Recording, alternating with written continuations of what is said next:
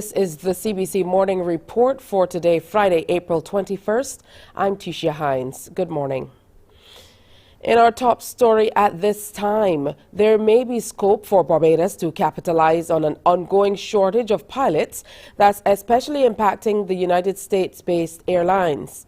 That's according to officials from the Barbados Hotel and Tourism Association, BHTA, who say if training opportunities can be provided in Barbados, Barbadians and others around the globe seeking to become pilots would be able to benefit.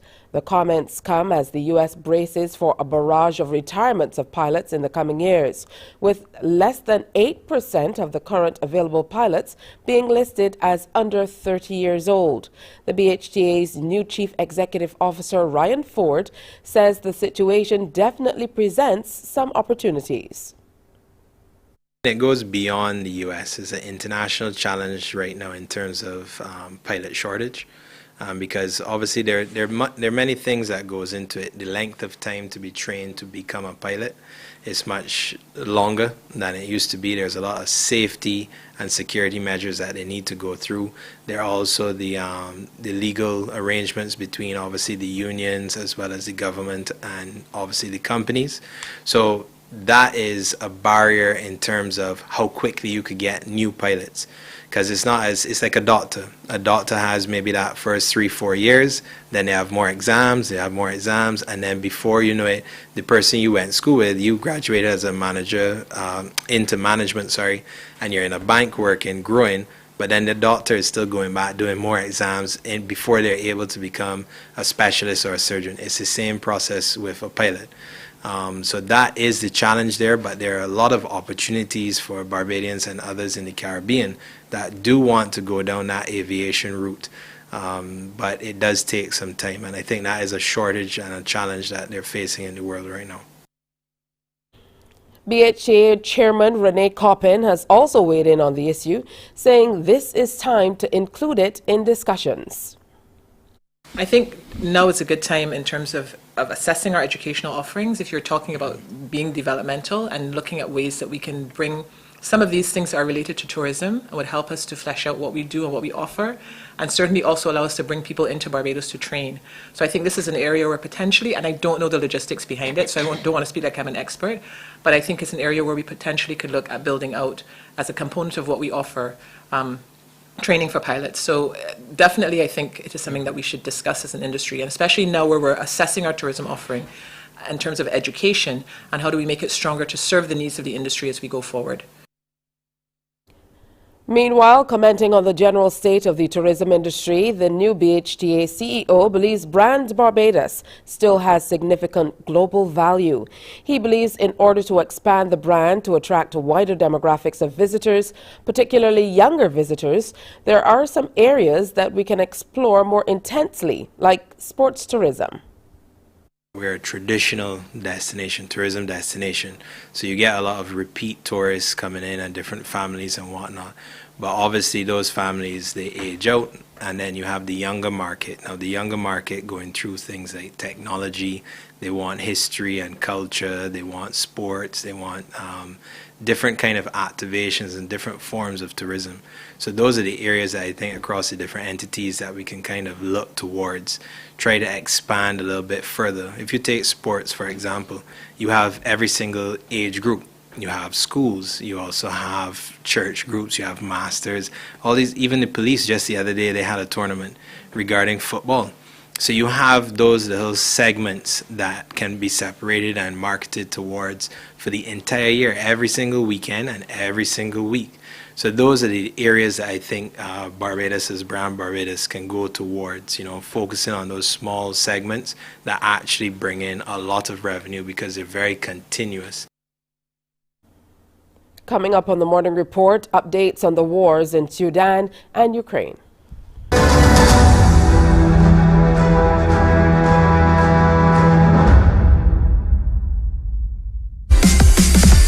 While you go about your business, we go about our business, and that is gathering the news. Stay up to date at CBC News Barbados on Facebook, Instagram and Twitter.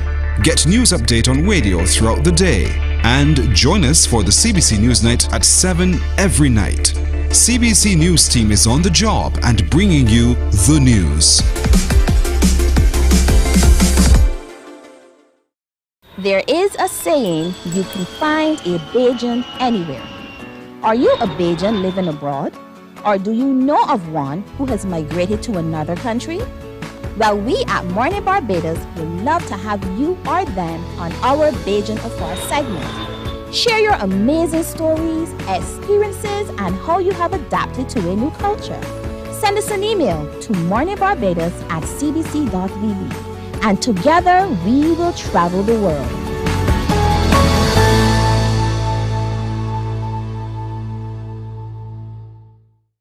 Enjoy movies, soaps, drama, comedy, inspiration, education, music, and more. You get it all when you get MCTV, because MCTV gives you more. Some ask, what makes Barbados so special? We at Mornin Barbados say it's you, our exceptional youth. You are talented, resilient, and inspirational. You are the epitome of the Barbadian spirit, testing the boundaries of your creativity. If you are an entrepreneur, artist, baker, designer, author, or have done anything you think should be highlighted, email us at morninbarbados@cbc.bb. Let us show the world.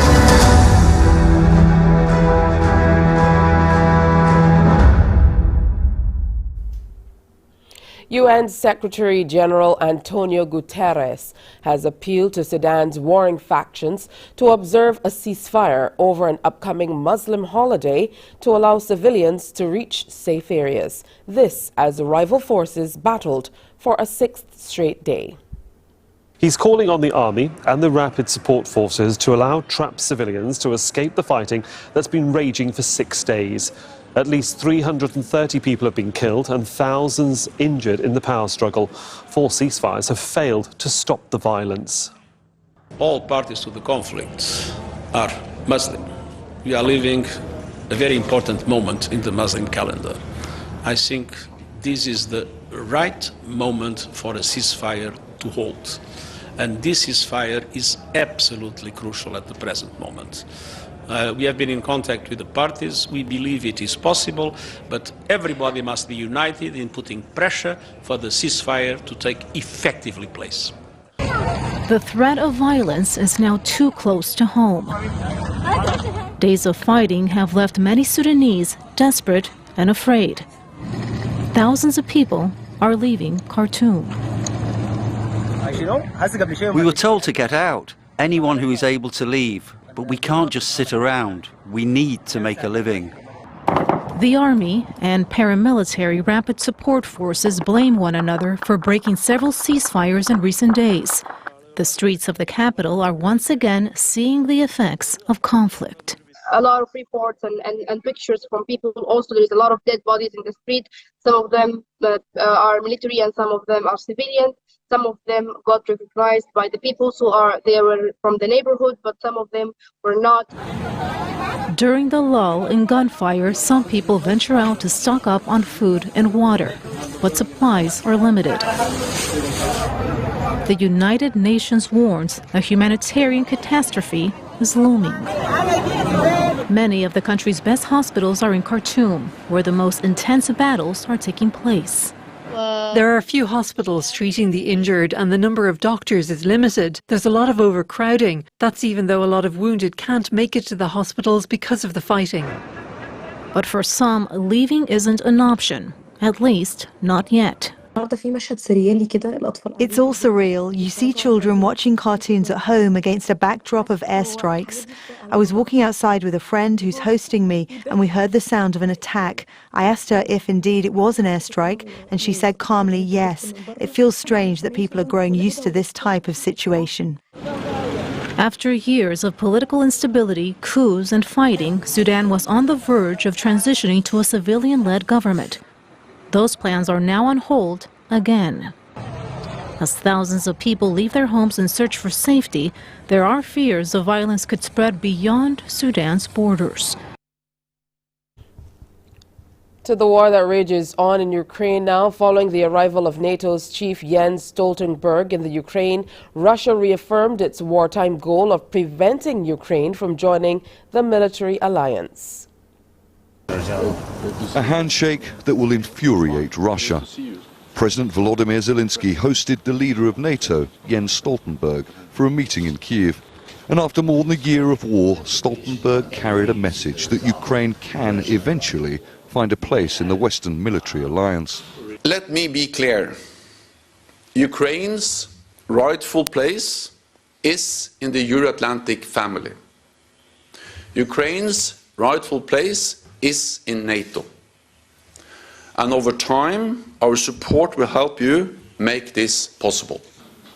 It's not the first time Stoltenberg has said this kind of thing, but the symbolism of him saying it in Kiev is powerful. The Kremlin was quick to respond, saying that Ukraine's shift towards NATO was one of the reasons why Russia began what it calls its special operation in the first place. But for President Zelensky, it's a moment of hope. We interpret this visit of the Secretary-General, the first of the full-scale war, as a sign that the NATO alliance is ready to start a new chapter in relations with Ukraine, a chapter of ambitious decisions. I urged the Secretary-General to help overcome the restraint of our partners in supplying some weapons, including long-range weapons, modern aviation, artillery and armour. Delaying decisions is time that is lost for peace, and this means the lives of our warriors. What Zelensky will immediately get is more of this. Russian-designed MiG-29 fighter jets donated by its neighbour and NATO member, Slovakia. They may be old stock, retired from use by Slovakia last year, but Ukrainian pilots are familiar with them, and they can go straight into service as Ukraine prepares for its imminent spring offensive. But more immediate needs are defensive. Russian air attacks by missiles and drones continue. 8 civilians were killed in this attack on the eastern city of Sloviansk last week. The Ukrainian Air Force Command now admits that it needs more ammunition for its air defences. NATO members and other countries gather in Ramstein in Germany on Friday, and President Zelensky's requests are very clear. More modern Western kit and longer-range weapons that so far Ukraine's allies have been reluctant to supply. But time is tight for Ukraine, with its so-called spring counter-offensive expected in the coming weeks. It's time now for us to preview what's coming up next on Morning Barbados.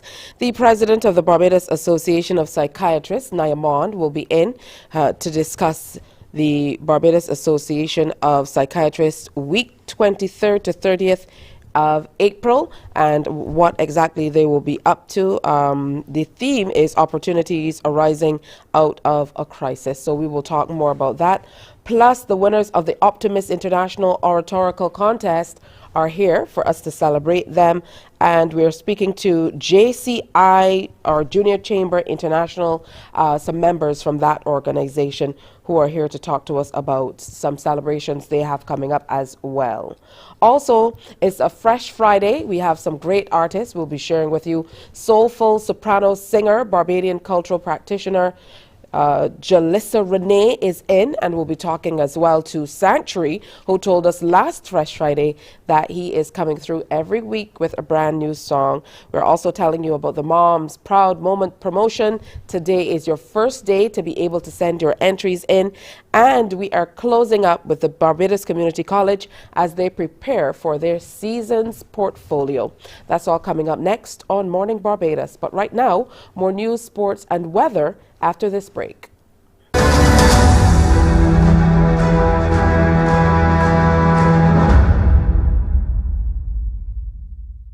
Books open your heart, your mind, and your soul. They are educational, entertaining, inspiring, and motivating. Are you an author of a recent book you want to share? Then Mornin Barbados would love to feature your book in our The Next Chapter segment. Send us an email to morninbarbados@cbc.bb. That's morning without the G. Come and let us turn those pages together. Because you love English Premier League, MCTV has got it back. Now you can watch all the games of the English Premier League plus UEFA and NFL on MCTV. Current customers can upgrade to Matchback Extra at just $23. Call MCTV today at 228-6288 to upgrade or come in and sign up for a new service. Football fans, let MCTV get you back in the game.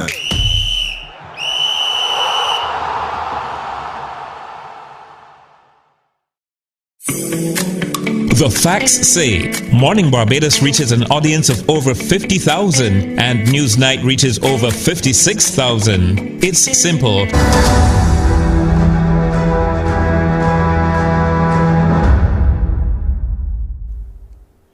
Scores of Barbadians have been seeking medical attention in recent weeks for what appears to be some type of flu virus circulating across the country. People have been reporting having a persistent dry cough that in some cases lasts 3 weeks or more. More severe symptoms have also been reported.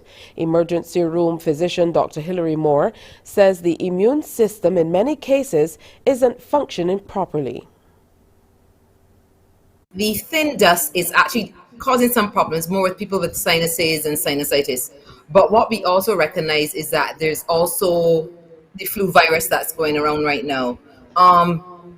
It seems to be, for lack of a better term, knocking people for six. So you're finding people are getting very sick, they're getting lots of vomiting and diarrhea, and as you rightly said, they're getting that cough which is persistent for weeks, sometimes 2, 3, 4 weeks after they've actually had the infection. The thing about it is that the theories is that it's the same flu virus that we're accustomed to, which is influenza A or B. But because we spent 2 years where we were not having much traveling, we were more isolated, we weren't doing a lot of mass gatherings. Therefore, the exposures were reduced for the last few years. The theory is that the immune system isn't able to fight back as effectively as it used to before. Also, one of the other theories is that, post-COVID, COVID virus itself being something that has affected the immune system, either having the virus or the vaccine, because it's still based on the same virus itself, the immune system isn't functioning properly. Dr. Moore has advice on how to deal with this flu. One of the best things you can do is just try to optimize your health as much as possible. If you have any comorbid conditions, please be compliant with your medications. Get care as soon as you need it, especially if you have lung issues, like lung issues, that you have COPD, those people that smoke a lot and have damage to their lungs, or even the asthmatics, because we know they're going to have some respiratory issues, and those chronic conditions such as the end-stage renal disease and the cancer patients. But it is a big problem. Well, one of the biggest events on Barbados entertainment calendar is back, and there are promising signs of a record turnout for Reggae on the Hill. Organizers visited the site at Farley Hill yesterday, joined by senior officers of the Barbados Police Service and other officials. Alison Hunt, director with FAS 7-Star Entertainment, believes patrons can't wait to get back onto Farley Hill after missing the past few years due to the COVID-19 pandemic. We didn't anticipate, the turnout we had in December. It was a welcome surprise.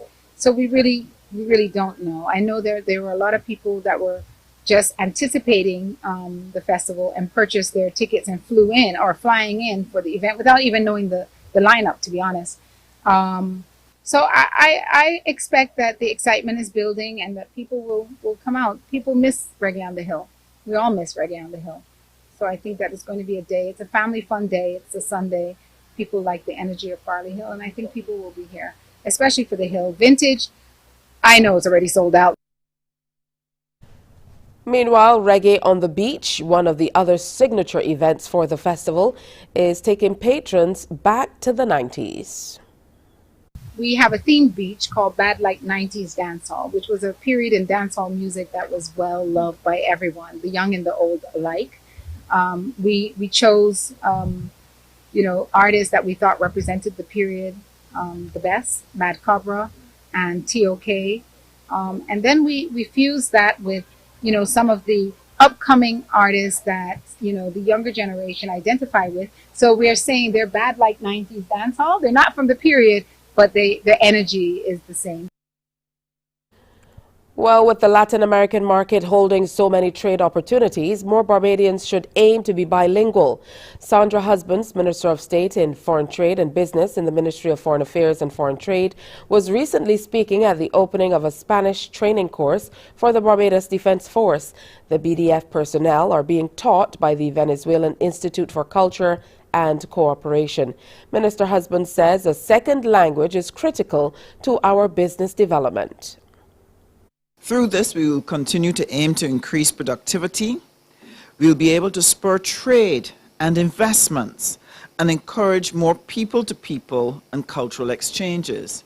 Indeed, Latin America represents a large market of close to 700 million persons that we have not been able to tap into effectively, one of the barriers being the lack of language. And therefore, this represents a wonderful start at taking specific groups such as our police officers, our fire officers, our defense force, and am I missing one? And the ambulance service, making sure that you're competent in a language that you can speak to your colleagues on all professional matters. Now, an artificial intelligence fair has been ongoing this week in Germany, where robots that can eventually replace humans in various areas were on display. Meet Spot, the robotic dog who can save lives in disaster zones where humans can't go. Or Yumi, a virtual assistant for factory workers, powered by artificial intelligence. And then there's this bionic pneumatic arm that can help patients rehabilitate or assist the elderly. But mainly it's been designed to replace human labor. We're doing industrial automation, and there's placing parts from a belt into a pallet or some stuff like this. Easy, simple things where in our world today you don't find staff anymore. It really cannot really replace a human being. But it relieves human beings that they are free for the more complex tasks which only humans are able to do. More than 4,000 companies are displaying their latest inventions and innovations at the Hannover Messe. Large businesses and startups are all competing to use the greenest sources of energy and most climate-neutral technologies. This is the so-called bionic cell factory. It's designed as a blueprint for fusing technology with natural processes. The machine takes CO2 out of the air and with the help of artificial intelligence turns it into a biomass from natural algae, which then can be used, for example, as an energy source or as a food supplement. New technologies meant to make the world better and safer, and many using artificial intelligence. Like this vertical farm where AI is used to optimize the quality of every single leaf. But big conglomerates like German giant Siemens also have concerns about the rise of AI, especially for personal use. ChatGPT has huge opportunities, but it's developing so fast. We need to make sure that we're also balancing the benefits and the dangers. The good thing is if you apply AI in the industrial environment, it's not your personal data, it's industrial data which you work with. So I think AI in the industrial space will be safer than actually in the consumer space. 2, 1. German Chancellor Olaf Scholz opened the trade fair together with Indonesian President Joko Widodo. Indonesia, this year's partner country, aims to attract German investors to produce batteries using its large nickel reserves. We have discussed industrial downstreaming and energy transition. I had talks with Volkswagen and other German companies about green energy and electric car batteries. Battery technology is one of the fastest growing markets worldwide and a dominating theme at the fair. But visitors are mostly captivated by the new developments in AI, like this machine that can learn how to pick up any small object. A robot that can do what its maker calls boring work. Well, if you're wondering about the future of commercial space travel, SpaceX's massive Starship was launched yesterday but failed to make orbit. The stainless steel space vessel, composed of a spacecraft sitting atop the so-called Super Heavy booster rocket, took off from the launch site at Boca Chica, Texas in the U.S. yesterday morning. First, the race to space was just about getting there. Now it's about getting a lot of people or a lot of heavy equipment off our planet at once. At least it is for SpaceX CEO Elon Musk. Starship is supposed to be the largest vehicle ever sent to space. Standing at 120 meters in stainless steel, it's designed to propel 100 people or more than 100 tons of equipment to orbit. And Musk is the only space entrepreneur making that bet.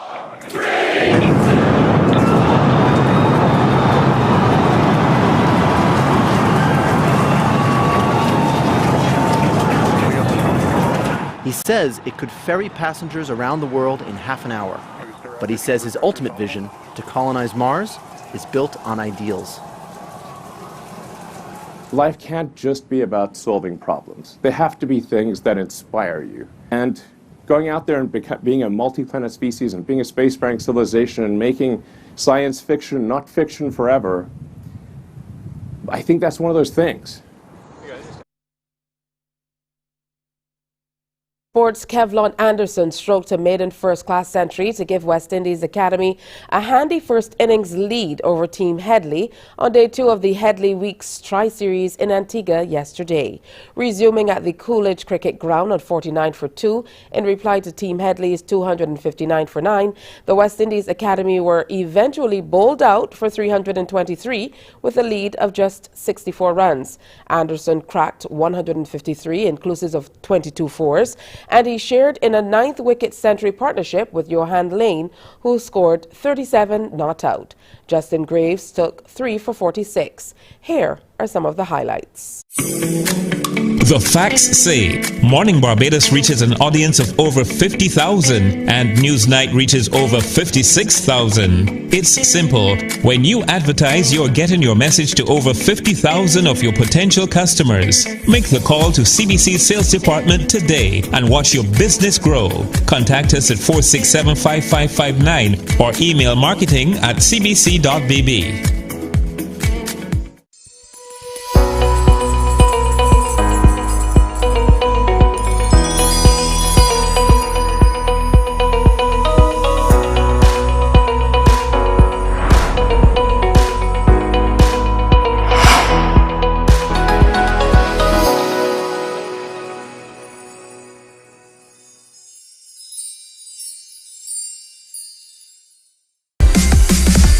While you go about your business, we go about our business, and that is gathering the news. Stay up to date at CBC News Barbados on Facebook, Instagram and Twitter.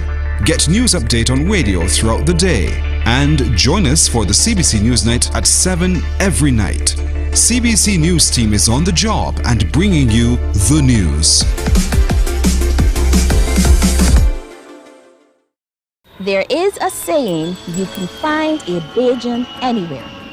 Are you a Bajan living abroad? Or do you know of one who has migrated to another country? Well, we at Mornin Barbados would love to have you or them on our Bajan Affair segment. Share your amazing stories, experiences, and how you have adapted to a new culture. Send us an email to morninbarbados@cbc.vb. And together we will travel the world.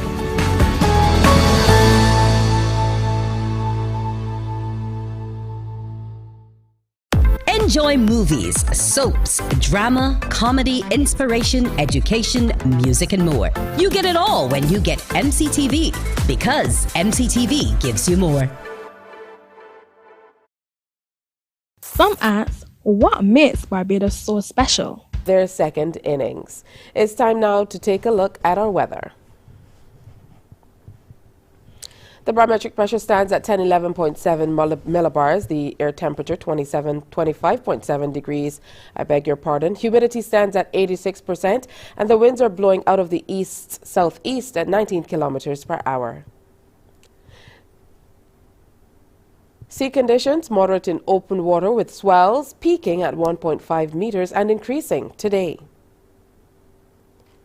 As far as your tides are concerned, you'll have your second high tide at just about 5:08 this evening. Low tide, the second one, will be at 10:26. It's going to be sunny with cloudy periods with a few brief scattered light showers. And into the evening, you can expect clear and cloudy periods with a few scattered light showers as well. Here's a look at a few select cities across the world, ranging from a low of 5 in Boston to a high of 24 degrees in Miami. And that is today's morning report. Our next newscast is Newsday at 12 noon on TV8, followed by The World at 1 via our radio network of stations, 100.7 FM, 98.1 The One, and 94.7 FM. Morning Barbados is next. Wake up, wake up, wake up, wake up. Barbados, get up. Good morning. Good morning, Barbados. Good morning. Good morning to you. Good morning. Morning, morning, morning. Good morning to you. Good morning. Morning, Barbados. Good morning. Good morning to you. Good morning. Morning, Barbados. Good morning. Wake up, wake up, wake up. Morning to you. Hey there, and good morning to you. So good to have you in company on this Friday morning. I can hardly believe it's Friday already. I guess I'm saying that every single day, but the days are just flying by so quickly. It's unimaginable that we are through another week and already at the 21st of April. I'm Tisha Hines, and I'll be here with you until 8 o'clock this morning. We have a great show planned for you. Of course, today we call the day a Fresh Friday, so we have some great fresh music coming your way as we get ready for the crop over season. Sanctuary Vibes is back. When he was here last Friday, he promised us that he was going to come through with some new music every week, and so far he is 2 for 2, which means he is coming in with some new music again this week to share with us, and we definitely want to hear from him. He's one of those people who is always bringing good vibe for crop over. Jalissa Renee, who is a soulful soprano singer and Barbadian cultural practitioner, she is going to be here with a new single as well. It's called I Know a Place. It's written and composed by her, and she's going to release it with us here today, so we're really excited about that. Plus a week of celebration coming up from the 23rd to the 30th of April. That's the Barbados Association of Psychiatrists, and we are going to be talking with their president about that in just a moment. But before we move on to that, I want to remind you that we have been sharing all week about the students of the Barbados Community College and their portfolio that is going to be on display at the end of the month and into May. So we want you to come out and support the students as they showcase the work they've done over the last 2 or 3 years and get their assessment so they can move on to the world of work and continue creating right here in Barbados and across the world. Also, JCI 2023, their national vice president is in Barbados. So we have the national vice president of Junior Chamber International and the president, who will be here to talk to us all about all of the pleasantries of the official visit to the Caribbean that will be coming up as a part of that visit. Always great to hear what the service organizations and third sector are up to. And then, of course, we are talking about the winners of the Optimist International Oratorical Contest. Sounds like a lot of hard work, but always good to hear about young people and what they're doing and when they're making positive strides. So we definitely will be talking about that, a competition that started way back in 1928. Can you imagine? And still around today. So lots to talk about on Morning Barbados. I'm hoping that you'll stick around, spend a little time with me as we get you ready for today and the weekend ahead. All right, so I told you that it's a week of celebrations coming up for the Barbados Association of Psychiatrists, and we have Dr. Naya Mon, who is the president of the Barbados Association of Psychologists, coming through to share with us this morning. So let me go right ahead and say good morning. Good morning, Tisha, and good morning to your viewers.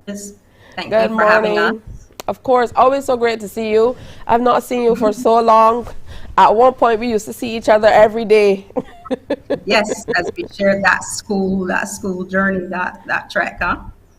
That's right. Okay, so the Barbados Association of Psychiatrists, you have a week coming up. So tell me all about what you have planned for it. All right. Well, just to say briefly, or before that as well, is just to give you a little sense that the association, affectionately known as BAP, we're a group for psychiatrists and by psychiatrists, and we see the practice of psychiatry as a common tool in supporting the well-being of people. And a part of our mandate as to why we have this week is to give an additional voice to good mental health being paramount for all. And we essentially are advocating for mental health care being an essential part of healthcare for all. So this is the opportune time. Our theme for Back Week, like you said, Back Week starts on Sunday, this Sunday the 23rd, goes for 1 week, and our theme is transformation, opportunities arising out of a crisis. As you know, we've all been living through and with a crisis, a prolonged period of trauma and grief, and for many of us, there's been significant disruption and losses. And life has changed completely, and we're trying to recover essentially from under a cloud of anxiety provoking, depressing, uncertain circumstances. I mean, already we know the World Health Organization has shared that conditions such as depression and anxiety has increased by more than 25%, and that's in just the first year of the pandemic. So imagine as it has continued, and even now post what is being seen as post-pandemic, those numbers are probably going to be even higher, and our services are under pressure and under strain. So this is the opportunity to not to go back to perhaps what you thought was functioning, because we know there have been several inequities in the system and problems. What we want to see is transformation. We want to transform all aspects of our lives to improve the well-being of the people of Barbados. And so our week is essentially a blitz of conversations, really, bringing the spotlight to mental health, looking at all the areas that influence the different aspects of our lives. We're looking at wanting to invest in ourselves at the individual level. We want to improve or invest in families, communities, and the services that protect our mental health. And these conversations will be looking at addressing all of these areas and seeing essentially what we could learn coming out of this crisis. Dr. Locally and across the Caribbean. Before you go on and talk more about that, I'm wondering if you believe people are coming forward more to get the attention they need when it comes to matters of mental health, and especially since we're under so much stress these days. Do you find that more people are coming forward and getting the help they need? I think people are coming forward, yes. They may be coming forward at a time where it might be at crisis point, I would say. But I think the pandemic has, without a doubt, has made everybody aware how important your mental health is. It is your mind, is how we think, is how we, relate and interact, and is how we are going to adapt and adjust to times in times of challenges. So I think we all too well know how important it is, and mental health is health. Health being multidimensional. So every aspect, the biology, the psychology, the social and spiritual side of us, we recognize has to be addressed, and the attention has to be placed on all aspects. So people, I would say, are coming forward, so much so that services are under strain. Yes. So this is why the emphasis is about improving the services that we provide, coming together to work together to do that, as we want to promote mental health, promote recovery, and prevent mental health challenges. So our week starts on Sunday. Can we go there? So the week starts on Sunday. We'll be coming back to you. CBC has recognized that mental health is the people's business. So we start with a discussion looking at with the mental health focus, the same theme, opportunities arising out of a crisis, and it will be a cross-section of professionals there. Then on Tuesday, another conversation, an Instagram Live, and this is a collaboration with Let's Unpack It. And we're looking at youth and transforming space for youth mental health, because as we know that there have been significant challenges within the youth, younger population. Then on Thursday, the 27th at 6 o'clock, we want to treat everyone to a free panel presentation, and that's via Zoom. And this is, you'll be able to interact with a cross-section of mental health professionals. And we're looking at how you transform relationships. And when we talk about relationships, we're talking about how you relate to yourself and then how you relate to others across the various domains. That's family, work, community, schools. And then the last, or the core, would be our third annual George Mahy lecture, which will take place on Saturday, 29th of April, and that's at 5 o'clock, and that's via Zoom. And that lecture is catering more so to mental health and medical professionals and allied healthcare professionals, really. And it's looking essentially at the Caribbean, the obstacles and opportunities for mental health, essentially. And I just wanted to add that in between there, we've also added a community outreach component, which is more of a private small group. We're going out to 2 different groups to promote mental wellness. And then we're going to end our discussion on a Better Health radio show. That's on VOB 92.9 on Sunday the 30th at 6 p.m. So it's a blitz, a series of conversations. We're inviting everyone to attend and participate, any ones that are relevant to them, because it's about transformation now. This is the opportunity. We don't want to take the spotlight off mental health. This is the time that we want to, even at an individual level, it's a great start for us to promote mental wellness for all. Absolutely, and it truly is inclusive. Happy to hear that you're also including work with or for your own professionals as well, because oftentimes the people who take care of others don't remember to take care of themselves. So we definitely look forward to hearing more about the week of activities, starting right here with CBC TV8 and continuing through the week, and we will continue to share all about it so that the most people we can reach can benefit from all you're offering. Thank you. Great. Thank you very much. And you have a fantastic week. That's Dr. Nayamon, who's president of the Barbados Association of Psychologists. Hey, when we come back, we are going to be joined by a few students of the Barbados Community College, and they're going to be telling us all about their portfolio. Just to correct, the Barbados Association of Psychiatrists. I kept saying psychologists, Barbados Association of Psychologists. We'll be right back. Stay with us. Morning, morning, morning. Good morning. Good morning to you. Some ask, what makes Barbados so special?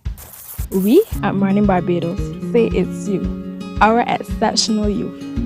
You are talented, resilient, and inspirational. You are the epitome of the Barbadian spirit, testing the boundaries of your creativity.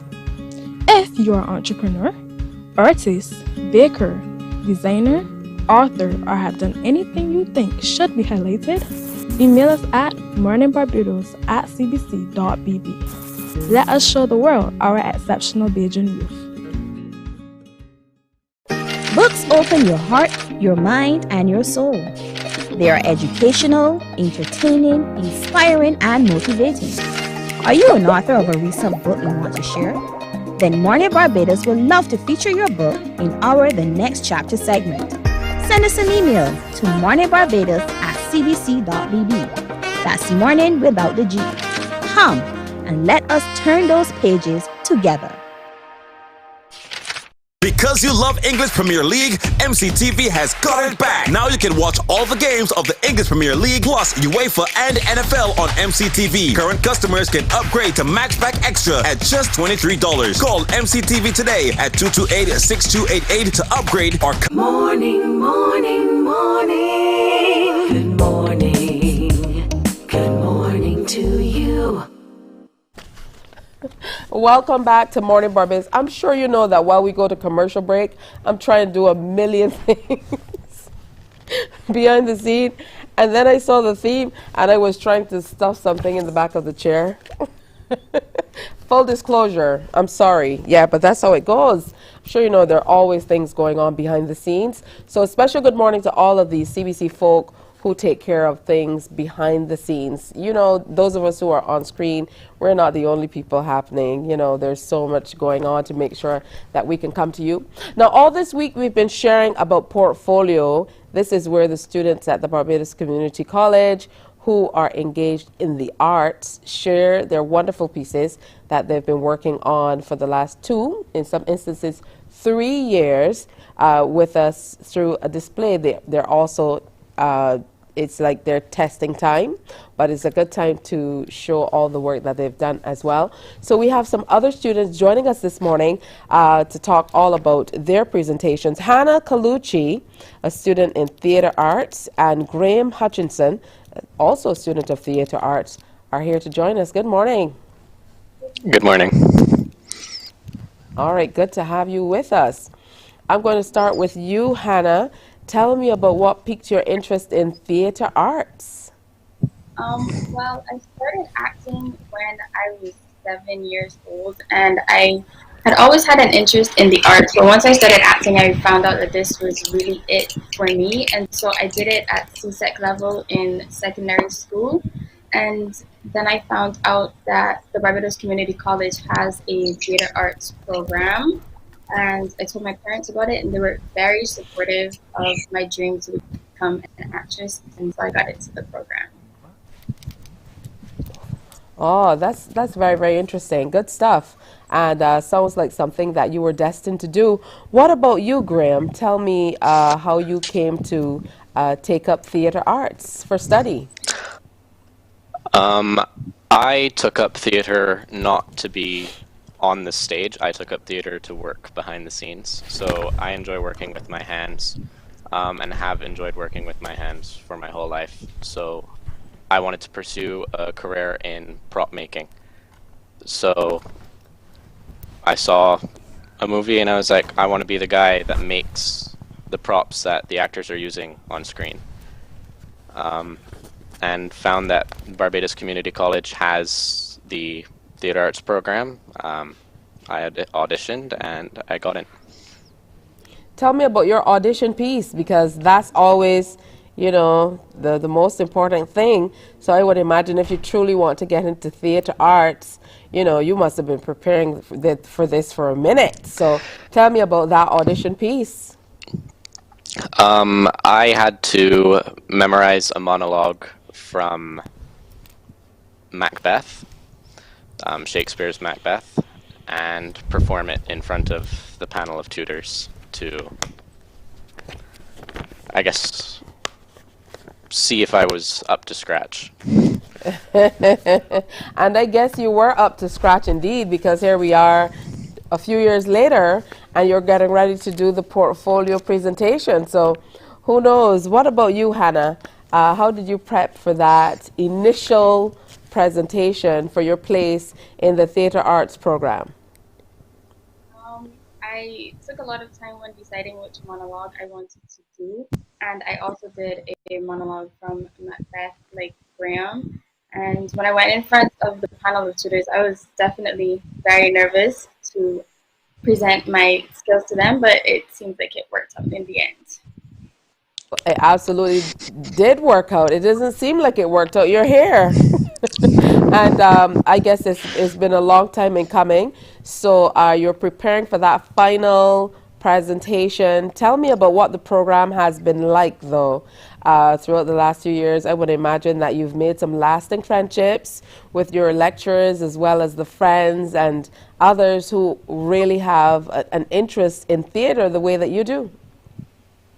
Honestly, the program has definitely been a wonderful experience. I feel like we're provided with lots of opportunities within the program. Like there's an opportunity to do an internship with either the National Cultural Foundation as junior stage managers or at the Barbados Museum and Historical Society as junior curators.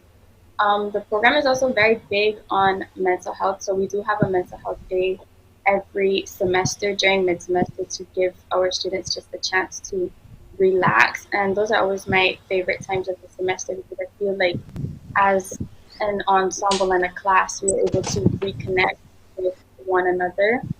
I've made a lot of friends in the program that I will continue to be friends with once I leave, because in this industry you have to be supportive of one another, and I am very grateful for my time in the program.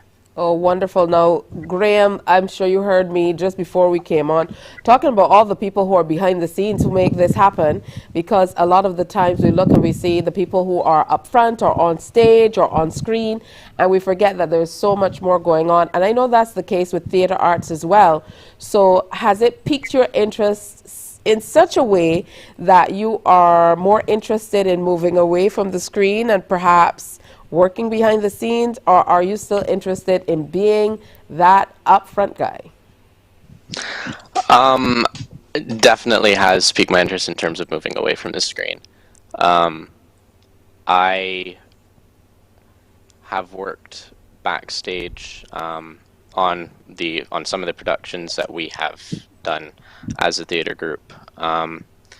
In addition to, I took a course in Canada over the last summer, where I worked with the Stratford Theatre Festival and worked on props, worked on scenic painting,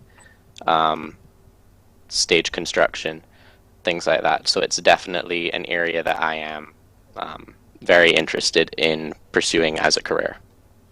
Theater is very specific, but I mean the offshoot careers of just work in this particular area are vast, especially these days where there's so many movies being made and there's so much theater.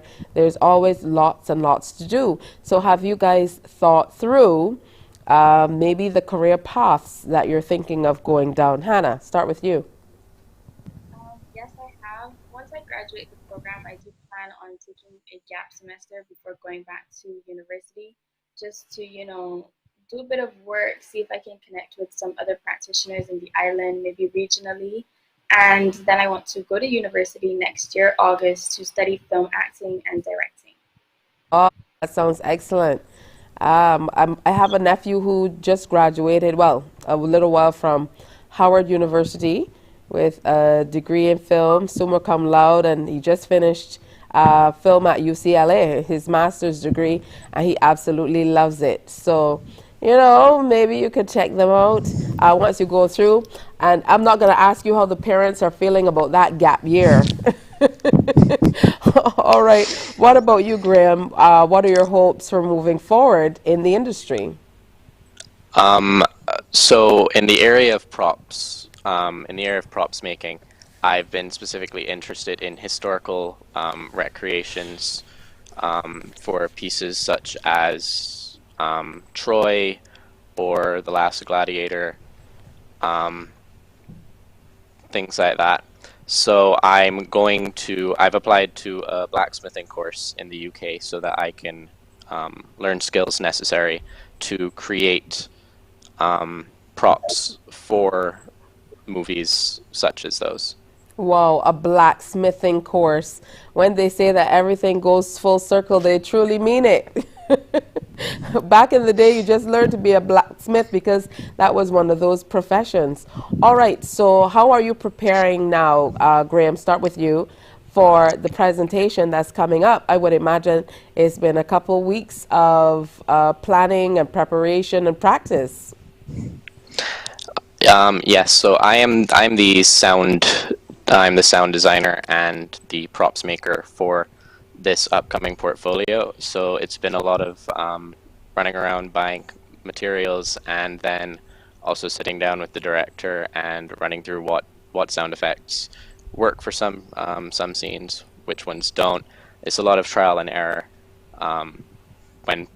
when it comes to that.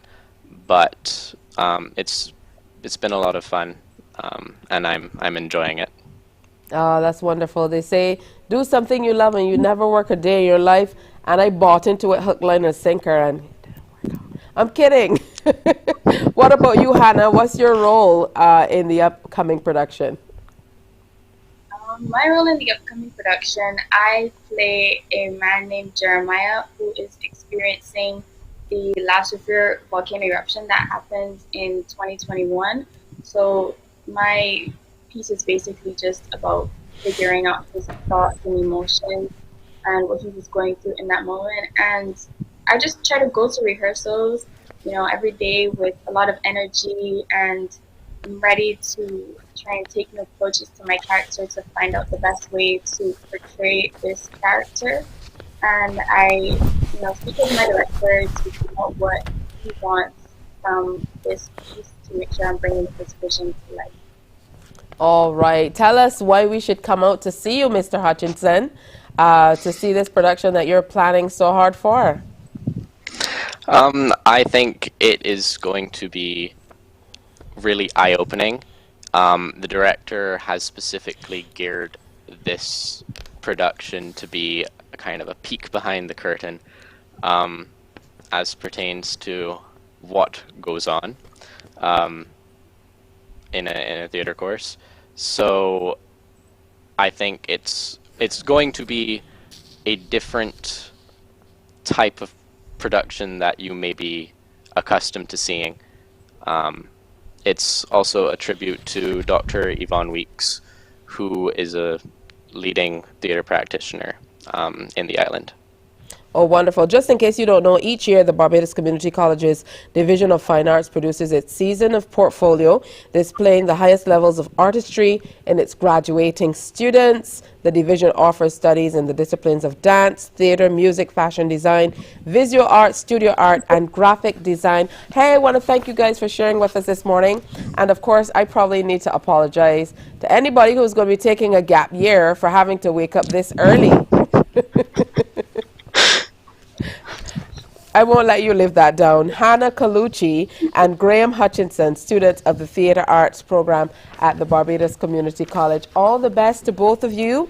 And we have the season portfolio 2023 from April 29th to May 21st. Theatre Arts will be May 21st to 23rd. So be sure to check them out. I'm going to come see both of you in action. All right. Have a good one. Thanks for sharing. Thank you. You too. All right, always great to reach out and speak to the students. We're going to take a break here. Coming up, it's a Fresh Friday on Morning Barbados. Sanctuary Vibes is going to be here in a little bit, but we're going to take a break, and when we come back, we will update you on today's news. Stay with us. Morning, morning, morning. Good morning. Good morning to you. Because you love English Premier League, MCTV has got it back. Now you can watch all the games of the English Premier League plus UEFA and NFL on MCTV. Current customers can upgrade to Matchback Extra at just $23. Call MCTV today at 228-6288 to upgrade or come in and sign up for a new service. Football fans, let MCTV get you back in the game.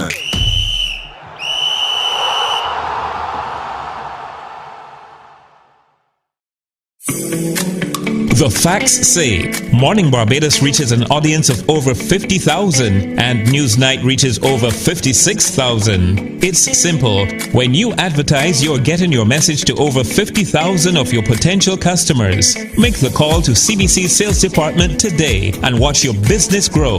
Contact us at 467-5559 or email marketing@cbc.bb.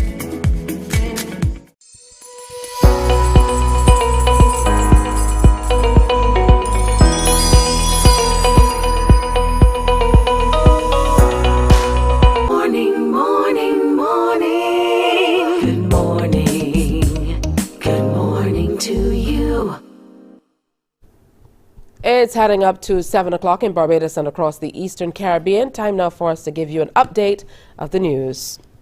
There may be scope for Barbados to capitalize on ongoing shortage of pilots that's especially impacting the United States-based airlines. That's according to officials from the Barbados Hotel and Tourism Association, BHTA, who say if training opportunities can be provided in Barbados, Barbadians and others around the globe seeking to become pilots would be able to benefit. The comment comes as the U.S. braces for a barrage of retirements of pilots in the coming years, with less than 8% of the current available pilots being listed as under 30 years old. The BHTA's new Chief Executive Officer, Ryan Ford, says the situation definitely presents some opportunities. It goes beyond the U.S. It's an international challenge right now in terms of pilot shortage. Because obviously there are many things that goes into it. The length of time to be trained to become a pilot is much longer than it used to be. There's a lot of safety and security measures that they need to go through. There are also the legal arrangements between obviously the unions as well as the government and obviously the companies. So that is a barrier in terms of how quickly you could get new pilots. Because it's like a doctor. A doctor has maybe that first 3-4 years, then they have more exams, and then before you know it, the person you went to school with, you graduated as a manager, into management, and you're in a bank working, growing, but then the doctor is still going back, doing more exams before they're able to become a specialist or a surgeon. It's the same process with a pilot. So that is the challenge there, but there are a lot of opportunities for Barbadians and others in the Caribbean that do want to go down that aviation route. But it does take some time, and I think that is a shortage and a challenge that they're facing in the world right now. BHTA Chairman Renee Coppin has also weighed in on the issue, saying this is time to include it in discussions. I think now is a good time in terms of assessing our educational offerings. If you're talking about being developmental and looking at ways that we can bring some of these things that are related to tourism and would help us to flesh out what we do and what we offer, and certainly also allow us to bring people into Barbados to train. So I think this is an area where potentially, and I don't know the logistics behind it, so I don't want to speak like I'm an expert, but I think it's an area where we potentially could look at building out as a component of what we offer, training for pilots. So definitely I think it is something that we should discuss as an industry, and especially now where we're assessing our tourism offering in terms of education and how do we make it stronger to serve the needs of the industry as we go forward. Meanwhile, in the area of health, scores of Barbadians have been seeking medical attention in recent weeks for what appears to be some type of flu virus circulating across the country. People have been reporting having persistent dry coughs that in some cases last 3 weeks or more. More severe symptoms have also been reported. Emergency room physician Dr. Hilary Moore says the immune system in many cases isn't functioning properly. The thin dust is actually causing some problems more with people with sinuses and sinusitis. But what we also recognize is that there's also the flu virus that's going around right now. It seems to be, for lack of a better term, knocking people for six. So you're finding people are getting very sick, they're getting lots of vomiting and diarrhea, and as you rightly said, they're getting that cough which is persistent for weeks, sometimes 2, 3, 4 weeks after they've actually had the infection. The thing about it is that the theories is that it's the same flu virus that we're accustomed to, which is influenza A or B. But because we spent 2 years where we were not having much traveling, we were more isolated, we weren't doing a lot of mass gatherings, therefore the exposures were reduced for the last few years. The theory is that the immune system isn't able to fight back as effectively as it used to before. Also, one of the other theories is that, post-COVID virus itself being something that has affected the immune system, either having the virus or the vaccine, because it's still based on the same virus itself, the immune system isn't functioning properly. The doctor has advice on how to deal with this flu. One of the best things you can do is just try to optimize your health as much as possible. If you have any comorbid conditions, please be compliant with your medications. Get care as soon as you need it, especially if you have lung issues, like lung issues, that you have COPD, those people that smoke a lot and have damage to their lungs, or even the asthmatics, because we know they're going to have some respiratory issues. and those chronic conditions such as the end-stage renal disease and the cancer patients. But it is a big problem. Well, that's it for an update of news. Our next newscast is Newsday at 12 noon today on CBC TV8, followed by The World at 1 via our radio network of stations, 100.7 FM, 98.1 The One, and 94.7 FM. Morning Barbados continues after this. Morning, morning, morning. Good morning. Good morning to you.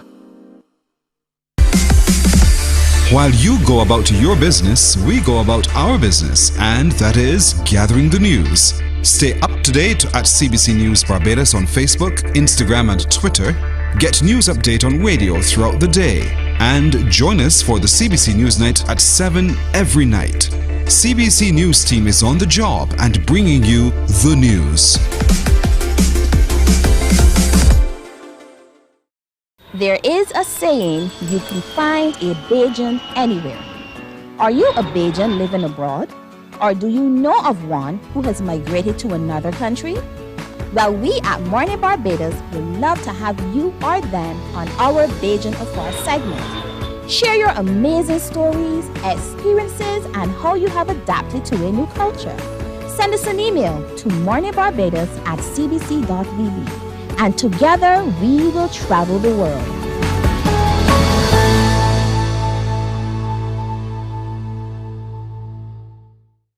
Enjoy movies, soaps, drama, comedy, inspiration, education, music, and more. You get it all when you get MCTV, because MCTV gives you more. Some ask, what makes Barbados so special? We at Mornin Barbados say it's you, our exceptional youth. You are morning, morning, morning. Good morning. Good morning to you. 7 minutes after 7 o'clock. Welcome back to Morning Barbados. Good to have you with us as always. I don't know what's happening, what you're doing in the house, or if you're getting ready to head through the door. Maybe you are on vacation or getting ready to go on vacation. Congratulations to you. People are always excited about that. We had some holidays that left us with some good long weekends, and we have another long weekend coming up next week. So I know you're planning for that as well. So a very special lady is here in Barbados. She started her stint as the National Vice President of Junior Chamber International West Indies on the 1st of January 2023, and she's here with us, Jalissa Samuels. Good morning and welcome first of all to Barbados, and indeed to Morning Barbados. Good to have you. And she's accompanied by Kizwana Miller, who is President of Junior Chamber International Barbados. Good morning to both of you. Good morning. Good to have you with us. So Kizwana, I'm going to start with you so that you can set the tone for us, since you are the one who are accommodating in this instance, having our National Vice President of the West Indies here. Talk to us about what this visit is all about. Okay, good morning, Barbados. So essentially the visit, Jalissa is our assigned Vice President for 2023. And the visit is to allow her to see what it is that Junior Chamber International Barbados is doing on the ground, and to introduce her to some of our sponsors, as well as the ministries and other partners with whom we do business and operate within Barbados. All right, good stuff. So Jalissa, tell me about your journey with JCI. Okay, thank you. So my journey with JCI, it started in 2017 actually, at a local level. I'm from JCI Antigua. And so I joined the organization. When I joined, I was like, okay, maybe I'll chair a few projects, but I didn't see myself being here where I am today. But what I found with JCI is what you put in is what you get out. And the more you put yourself out there, you'll find opportunities come up. I volunteered to, I appreciated the opportunity to serve as an assistant secretary in the beginning. And I thought, okay, I'm just an assistant. It's not that complicated. Things are never that simple anywhere. When I had a similar experience when my officer came to visit, she inspired me because I was pretty burnt out when I met her. And it pushed me to say, okay, I want to go higher in this organization. I've seen what I've done. When I joined, I couldn't do this right now, speak to you. I was shy, nervous, but here I am. I ran for vice president, executive vice president, local president, and then last year I started my national journey on the West Indies level. Again, another president saw something in me. I think you can be a PRO. Did not know anything about being a PRO, but I think I did pretty well. And then I got the opportunity to serve as vice president this year, and I'm signed to JCI Barbados, and this is actually my first official visit for the year.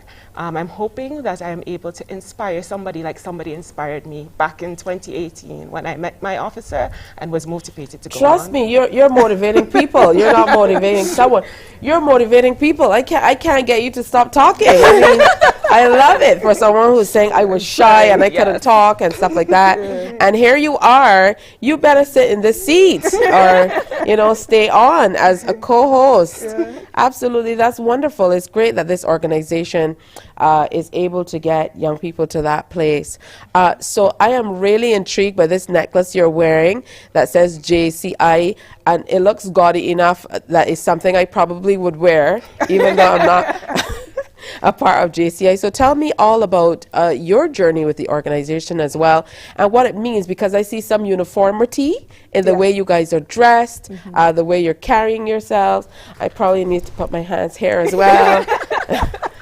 So talk to me about that a little.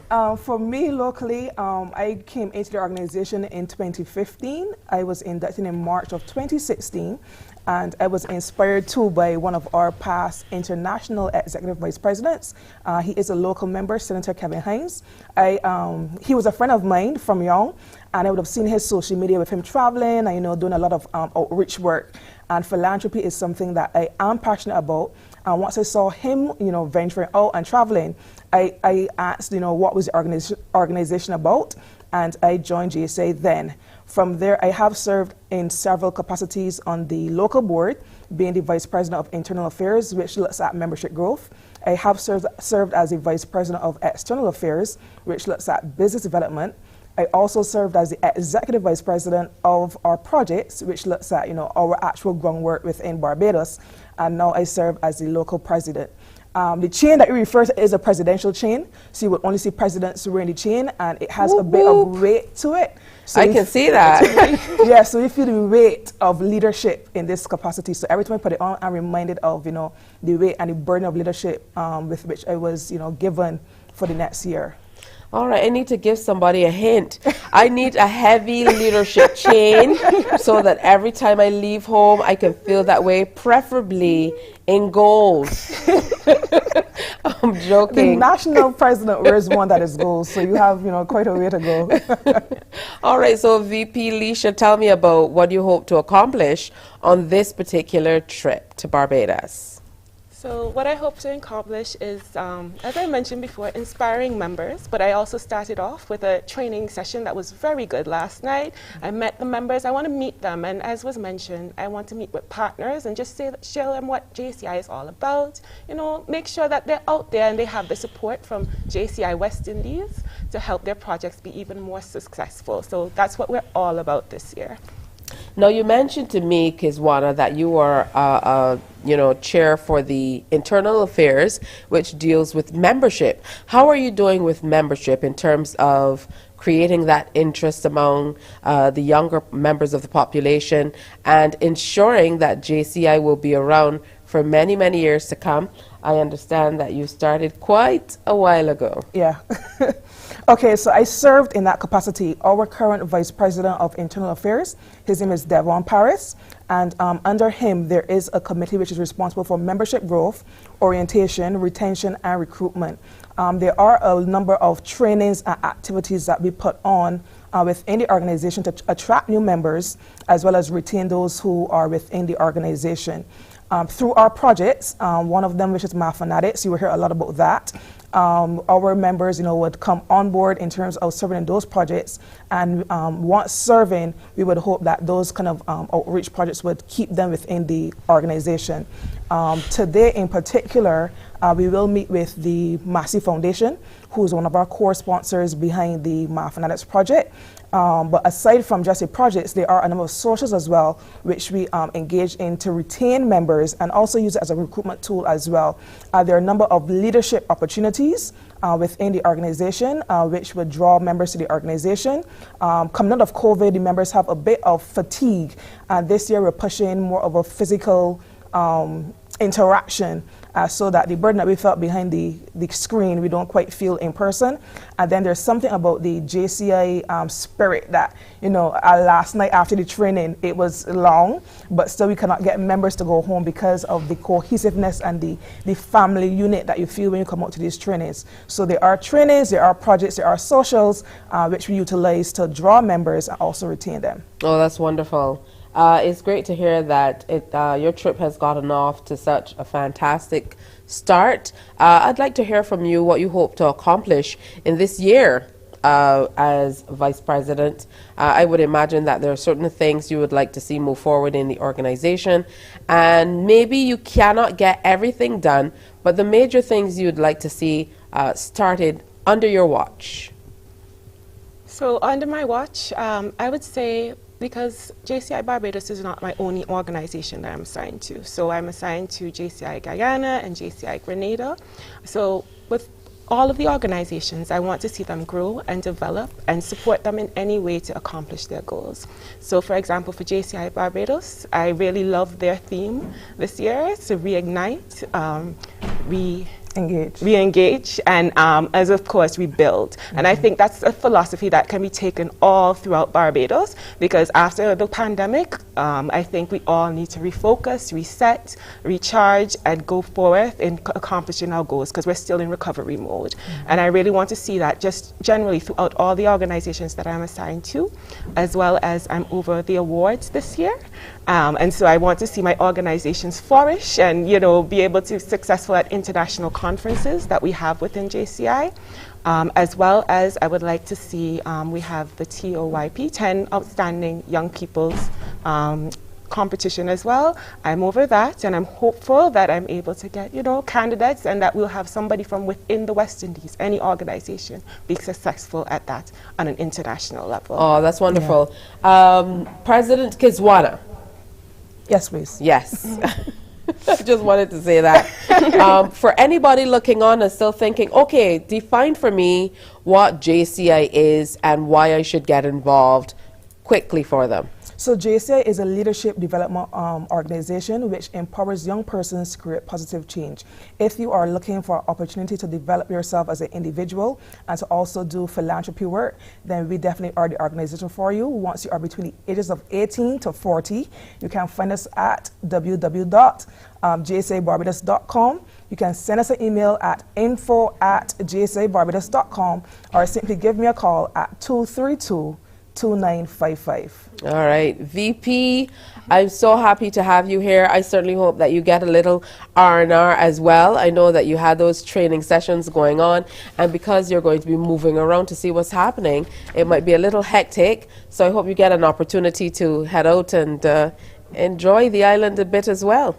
Oh yes, definitely. I've been enjoying so far. It's something that we know that we, as officers, that's what we're here to do. And I've been seeing more of Barbados than I usually do. I'm usually in transit. So, I'm seeing enough already. So, it's been a blast. Well, that's indeed a positive. Leisha Samuels, National Vice President, Junior Chamber International for the West Indies.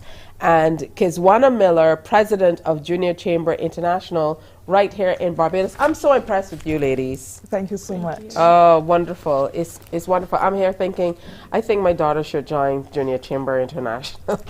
Sounds like an idea. Really, really impressed with you too. Enjoy it, and thanks for coming through. Thank you for having us. All right, good stuff. Hey, Morning Barbados continues after this. Stay with us. Morning, morning, morning. Good morning. Good morning to you.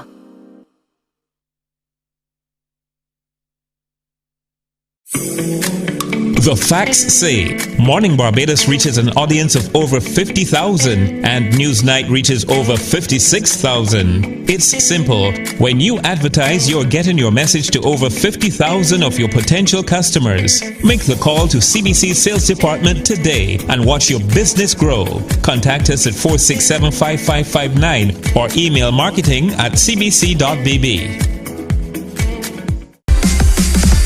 While you go about your business, we go about our business, and that is gathering the news. Stay up to date at CBC News Barbados on Facebook, Instagram and Twitter.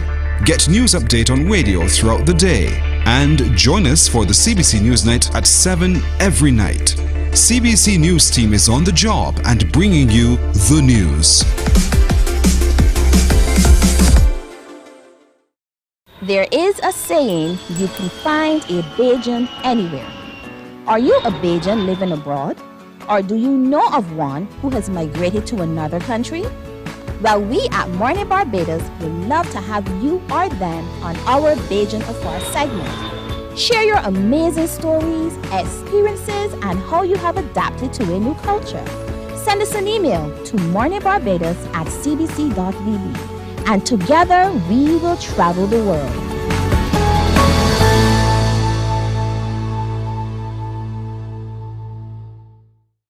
Enjoy movies, soaps, drama, comedy, inspiration, education, music, and more. You get it all when you get MCTV, because MCTV gives you more. Some ask, what makes Barbados so special? We at Mornin Barbados say it's you, our exceptional youth. You are talented, resilient, and inspirational. You are the epitome of the Barbadian spirit, testing the boundaries of your creativity. If you are an entrepreneur, artist, baker, designer, author, or have done anything you think. Morning, morning, morning. Good morning. Good morning to you. Daddy love. What she want? What she need? Yeah. Some girl just want a friend, and some girl just want somebody. Want somebody nice, want somebody in she life. Want a friend, and some girl just want somebody. Want somebody nice, want somebody in she life. Some girl want a friend. Some girl want a body. Some girl love the lifestyle, some girl just love money. Some girl them are patient, some girl love to hurry. Some girl rather little piece on the side, some want a hobby. Some girl love to wine. Some girl love to spend time. Some girl love big tricks cause them have a 6 but rather a 9. Some girl so amazing, some girl devastating. Some girl when she don't want give you the thing you in your feelings. Cause some girl want a friend, and some girl just want somebody. Some gals want somebody. So it's another Fresh Friday, and we promised you that Sanctuary Vibes was going to come back, and he's back with this song. He said he's written over 900 songs. I'm kidding, not that many, but somewhere close to it, and he's going to release a song a week. Yep. A song a week. So you're back, week number 2, yes. And it seems like you're living up to... Yes. Good stuff. I have to, man. All right, so this one is with Mole the Chief. Yes. And it's called Somebody. Tell me a little bit more about this one. We hinted at it last week, this partnership. Yeah, we did. A couple of years back, Mole approached me, said let me do something together. I was like, okay, no problem. But the creative process is different, you know. You never know when the song will come. The song came, I went by Chris Allman. I was like, Chris, I'm thinking of doing this song with Mole now. Chris was like, Mole? Yeah, let me do it. Call Mole. And Chris talks in that high-pitched voice. Yeah, exactly, especially when he's excited now. Call Mole. He happened to be in the area. Mole came in the studio, heard the song, say he liked it, wrote the verse one time, went, recorded the verse one time, song finish. Just vibe, man. Yeah, that's amazing stuff. It's sounding really good. You know, what's the vibe like on the ground for you for Crop Over 2023? I know there's a great deal going on. There are lots of things shaping up. Just last evening, I heard that House of Soca held auditions. How about that? Yeah, for new people to come into the tent. And I know Mole is a part of the cast already. Oh, yeah? Yeah, he absolutely is. So the Mobby guy, Bruce Lee Almighty, he's also a part of the House of Soca crew. So Crop Over is definitely shaping up. I guess Crop Over started for you a while ago. Since in December. Yeah, is it a year-round? Is it truly a year-round thing for you in terms of thinking about writing and what you want to do, the sound you want for the next season, and so on? Yes, it is. It is years in advance sometimes, because sometimes you don't know what the scene will be like. Sometimes you come up with the idea you can use the last song. Sometimes you just don't know. So. It's like a vibe. You just go with what vibe comes to you, I guess. Yeah. I don't know how to explain the creative process. The creative process is so hard to explain because it comes different ways, and you never know when it can come or where it will come from. So you don't have a process? Because I've interviewed people in the past, and I know of artists who, you know, they need candles and they need the lights out. And then there are some people who say they don't listen to radio at all because they don't want the influence of other songs kind of entering their minds. Exactly. Yeah? Yeah, I find I am just like that. I don't listen to radio. I do not have a radio in my house. I do not have a television. I'm disappointed. I don't know why you cannot be on TV and tell me you don't have a TV in your house. Take it back. I have a TV, but not in my house, because my house is my creative space. Got it. Yes, and I don't like to be manipulated by other people's music. I like to be inspired when I'm on the road, like when I'm in my car or when I go out. Then I hear music and then I'm inspired by it. I don't want to be the object of the. I don't want to be seeking it. I want to be surprised by it, to be honest. And then I want to create so much that I don't want no influence of anything else in my brain at that point in time. I usually write early in the morning. As soon as I get up, that's my time to write. As soon as the day start to influence me, I start writing. Oh, wow. Okay, so is there any other artist out there, writer or an artist generally, who you've heard their music and gone like, well, this could be one of my songs. This person, you know, their style is a lot like mine. Style, I don't have a style. I sing. I love Kes. I love Bungie. I love Allison. I love Edwin. I love Gabby. All right, you love a lot of people. We get it. We get it. They have a different way of singing soca. They all have this different way, and they try to be inspired by their ways of doing it. You definitely have a unique style. You definitely have a sound that is all your own, and it's an excellent one. Are there any artists out here? I know we're talking about this collaboration with Mo the Chief, and I like saying Mo the Chief, so every time I talk about him, I'm going to say Mo the Chief. The chief's supposed to be here, but somebody like got the chief somewhere. I don't know. Play for that word, somebody. I won't use any words that rhyme with the names, because it will get us in trouble. Mo could actually really sing. He could sing really I know. He surprised me in the studio when we were doing this one, because I didn't want like Bashman. I didn't want what he does. I just wanted his voice, his sound. So something a little different. Yeah. Yeah. You guys also did a video for this. Yeah, we did. So tell me about the work. Oh God. He was late. Just like he late now. For the video was Royal Vibes, though. It was by Roundhouse Bashiba in St. Joseph.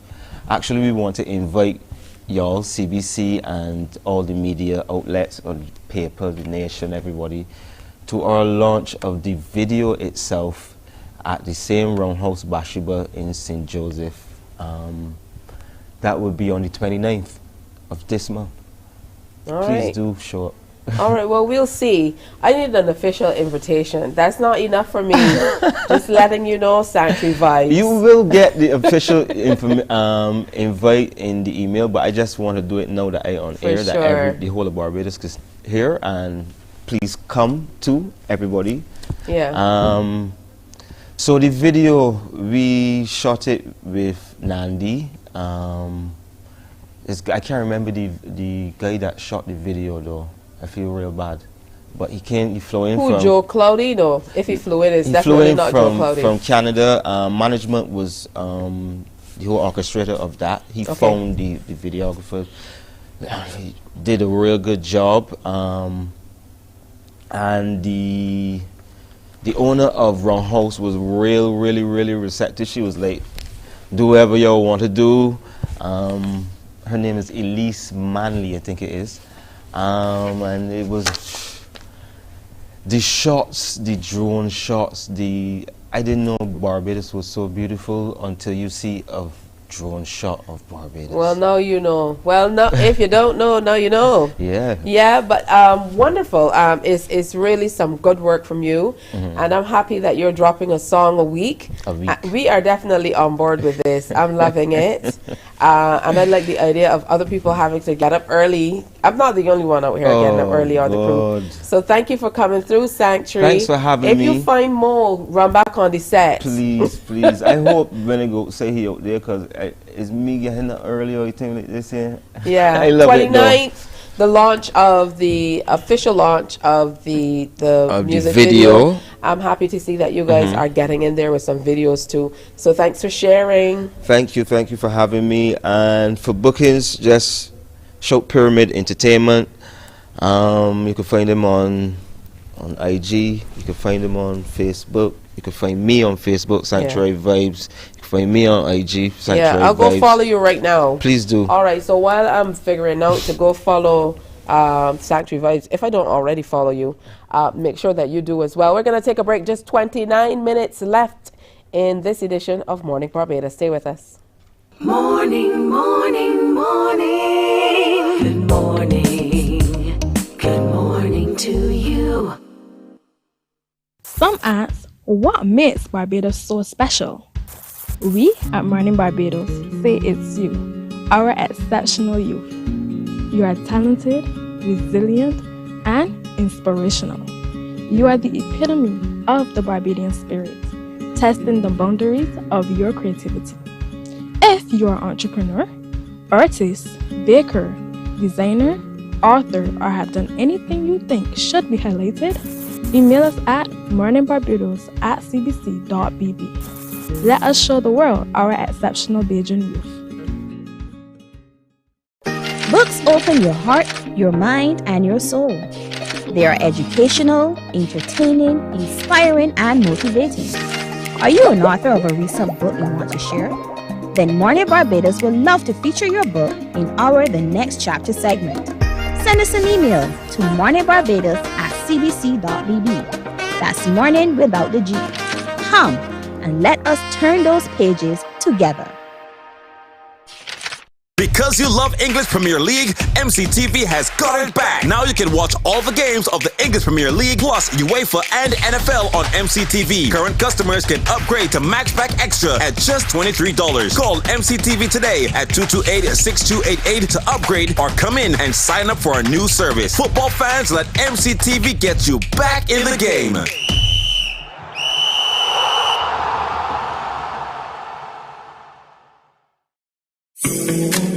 The facts say Morning Barbados reaches an audience of over 50,000 and Newsnight reaches over 56,000. It's simple. When you advertise, you're getting your message to over 50,000 of your potential customers. Make the call to CBC Sales Department today and watch your business grow. Contact us at 467-5559 or email marketing@cbc.bb. While you go about your business, we go about our business, and that is gathering the news. Stay up to date at CBC News Barbados on Facebook, Instagram, and Twitter. Get news update on radio throughout the day. And join us for the CBC Newsnight at 7 every night. CBC News team is on the job and bringing you the news.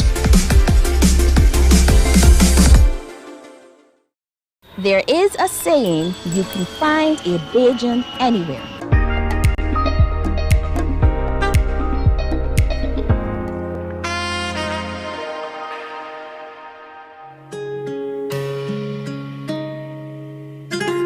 I know place where the people are smiling and the sun is shining. I know place.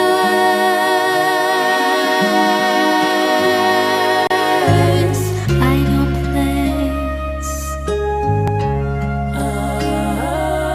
where there is no pain or no evil gain.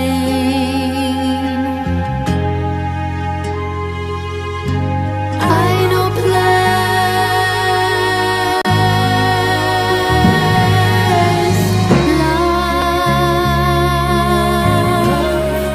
Love is the place. Love is the way to truth and grace.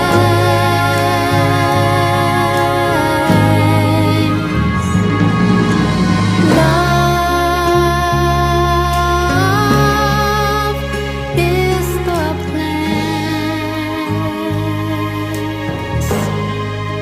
Love is the way to truth and grace.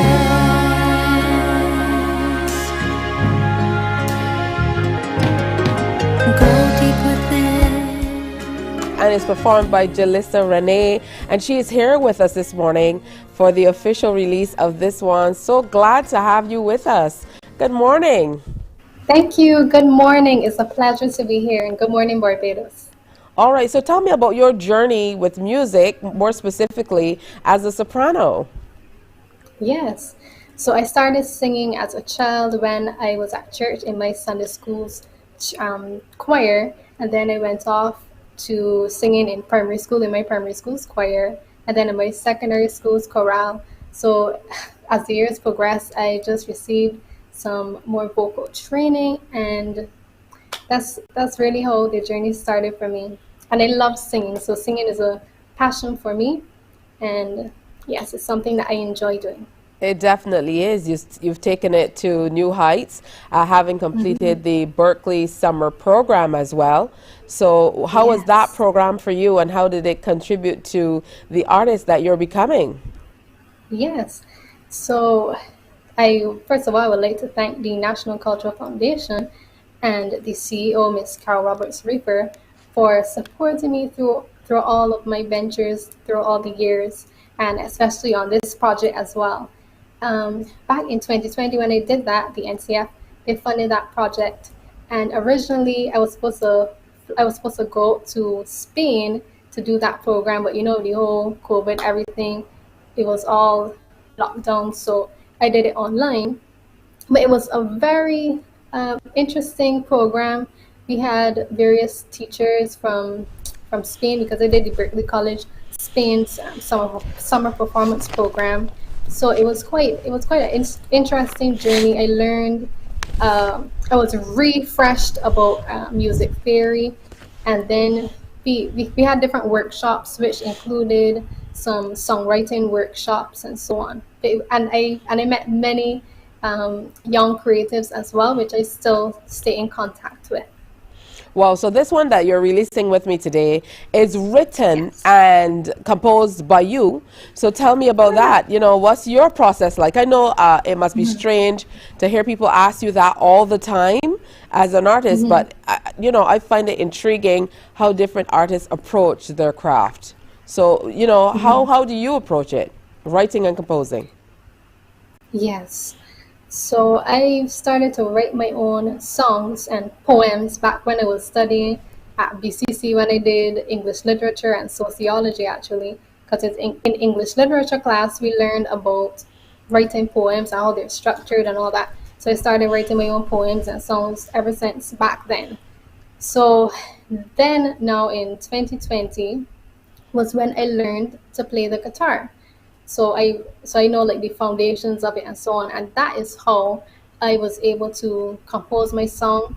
I went through different chords and I came up with a nice melody for the verses and the bridge and everything. So yes, and I also want to shout out my music producer Pernell Farley for doing Pernell Farley and his team for doing such an excellent job on the song's production. You're also a young lady who is interested in international relations, having completed a degree in international relations. So how are you balancing the two? True. Are you looking toward a career in music? You know, as Caribbean people, we often, especially through the parents, we say you have to have some backup. So is that the backup, or are you really hoping to go into music? Okay, so I did, as you said, I did a bachelor's of science in international relations, and that process was interesting. I also worked with refugee children in Naples, Italy, when I taught them English in Naples, Italy as well. So that also tied into my degree as well. But it's just how I am as a person. I like to meet new people, and I like to experience different cultures and different things like that. In terms of my career path, I am embarking on a path of music as a singer, and I would also, I have started already to give back in terms of offering beginner vocal classes as well for people coming up who would like to just who are interested in music and singing, who would just like to improve their singing a little bit. I've also started to do that as well. So it's because I'm a very multifaceted person. So I like to teach persons, and I also enjoy my music and singing and everything. So it will include singing and teaching persons, whether it's teaching them music or just teaching them reading or English, anything like that. Can we catch you for any performances anywhere, or are you just doing these wonderful songs for release online? Okay, so performances, you mean upcoming? So I've performed at various places in Barbados, which include Christmas in Queen's Park. That was awesome. That was last year. That was awesome. And just different National Cultural Foundation events and so on. This Sunday, actually, I have a performance coming up on my birthday, which is the 23rd. It is at the White Park Wesleyan Church. Yes, that's my upcoming performance. But you will see the music video of I Know a Place on my YouTube channel. Jalissa Renee, just type it in on my YouTube channel. My team and I will take care of getting that out there sometime today. And yes, I really would like y'all to watch that music video. Oh, wonderful. Awesome. It looks beautiful. You look beautiful. You sound great. Thank you for coming to release on Morning Barbados, and we look forward to hearing more from soulful soprano singer Jalissa Renee. Congratulations. Thank you so much, Tisha. All right. Again, what a fresh Friday. Always good to see fresh faces. Hey, we have more coming up after the break. Just when you thought, hey, just a few minutes left, we are talking to the winners of the Optimist International's Oratorical Contest. That's next. Before we wrap up on this Fresh Friday, stay with us.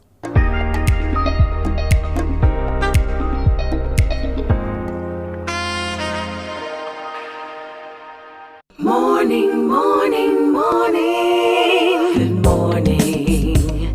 Good morning to you. There is a saying, you can find a Bajan anywhere. Are you a Bajan living abroad? Or do you know of one who has migrated to another country? Well, we at Mornin Barbados would love to have you or them on our Bajan Afar segment. Share your amazing stories, experiences, and how you have adapted to a new culture. Send us an email to morninbarbados@cbc.vb, and together we will travel the world.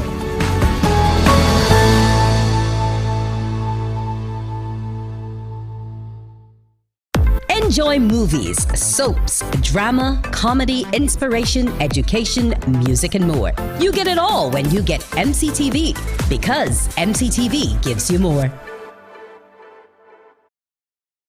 Some ask, what makes Barbados so special? We at Mornin Barbados say it's you, our exceptional youth. You are talented, resilient, and inspirational. Morning, morning, morning. Good morning. Good morning to you. 15 minutes now before 8 o'clock on this fantastic Friday, April 21st already. Hey, so we promised that we were going to tell you all about the Optimist International's Oratorical contest.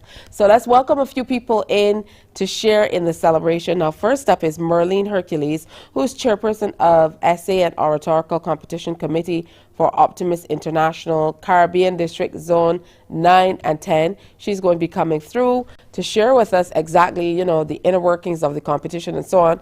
But we have two wonderful young people who obviously competed. I think this is Niobe Holder, second place contestant in the competition, and Daniela Clark, first place contestant. Congratulations and good morning. Good morning. Thank you. Good morning. Thank you so much. All right, first of all, is it Niobe? I certainly hope I'm pronouncing it correctly. Is it Niobe? Yes, please. All right, please. Good stuff. I'm doing a good job. All right, so tell me what made you enter the competition. I had actually entered the competition before. My first time was in 2021. I had won it then, and then I had came second regionally. So I'm excited to be in it again. My mother and Miss Hayes made sure I pushed and entered this year.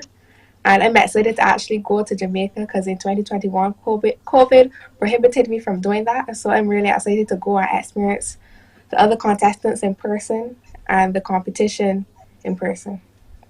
All right, and what about you, Daniela? What piqued your interest first in the competition? And then tell me about that push to enter. I would have heard about the competition through our teacher, who's very involved. He really works a lot with us, and we really appreciate his efforts. So I would have heard about it through him. And honestly, initially, I would have heard about the opportunity to win scholarship money. And that was very intriguing at first, because any opportunity that I can get at this point to kind of further my education, I would love to see how far I can kind of push it.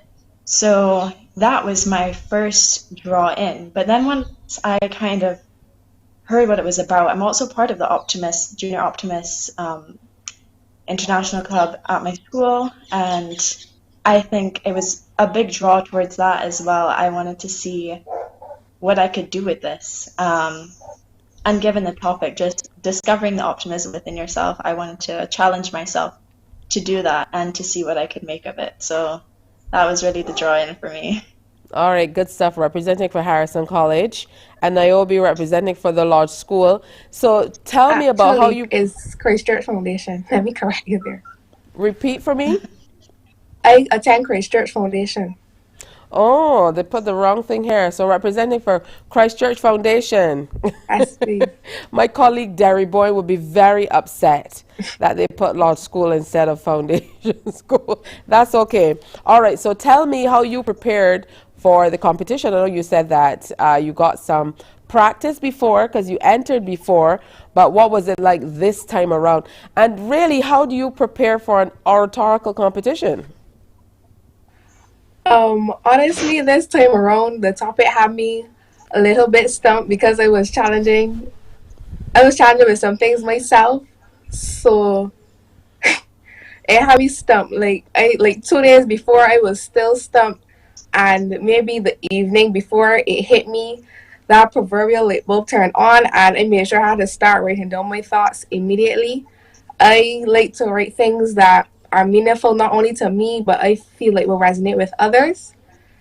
So this competition was mainly from my heart, I must say. Wow. What about you, Daniela? What was it like? What was it like for you preparing for a presentation? I think it was relatively a similar process up to a couple days before as well. I was in a bit of a rut because it's a difficult topic, especially at this time. We have exams coming up, so it was hard to feel optimistic to begin with, and so to write a speech about discovering the optimism, it was a challenge because to do that, I actually had to discover the optimism within me. And so I think that was a really effective way of doing that, I guess, in a way. But yeah, so it was a difficult process. And I think through it, I actually, as I said, I would have had to become optimistic in my chances of success. And that really helped me not only write it, but perform it and do it the best that I could given the situation. So yeah, that was kind of the process. It was kind of challenging, but it really inspired a lot of personal growth. So I'm grateful for it. Do you have a greater love for writing or presenting, or is it a combination of both to you, Daniela? I think it would be a combination. I've always written things, I've always done poetry and just short stories and things that I've scribbled down in notebooks and whatnot, but I've never really taken on the challenge of presenting that much. This is the first time I entered this competition. My first speech competition I ever did was last month. I did the Miss competition. And that was the first speech competition I ever did. So I think it's a new talent for me, or a new skill that I'm trying to pick up on. But definitely I think I would have started at least with just writing, and I really had loved that. So I guess now it is time for me to see where I can go with speaking and seeing how many ideas I can get out there. And yeah. What about you, Niobe? Would you say that your skill set as a writer might be a little better than the presenting, or vice versa? I agree with Niall. I firstly started out writing when, like I said, Miss Haynes and my mother tried to integrate me into Oratorical. I was very, very, very hesitant at first. I did not want to do it, but I started, and I must say that I do enjoy speeches. Actually delivering and seeing persons' faces as I present my ideas and their reactions is enjoyable. So I do like it now. Well, it definitely was an interesting topic, discovering the optimism within me.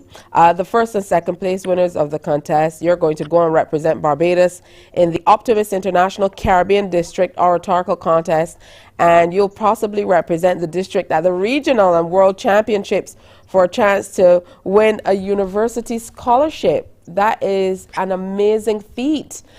So with all of that pressure on your shoulders, how's the writing shaping up now, Daniela? I think at this point it's making those necessary tweaks in terms of content, of course, but definitely performance. I think that's a big component of it, and being able to deliver my points with enthusiasm and believing what I say and really saying it with conviction. So I think that's the next step, is really pushing my performance and my delivery so that people are hearing it for the first time and thinking, oh, I understand, I appreciate what she's saying, and I can resonate with that in a way. So I think it's definitely trying to deliver it in an effective way. So. All right. How do you prepare?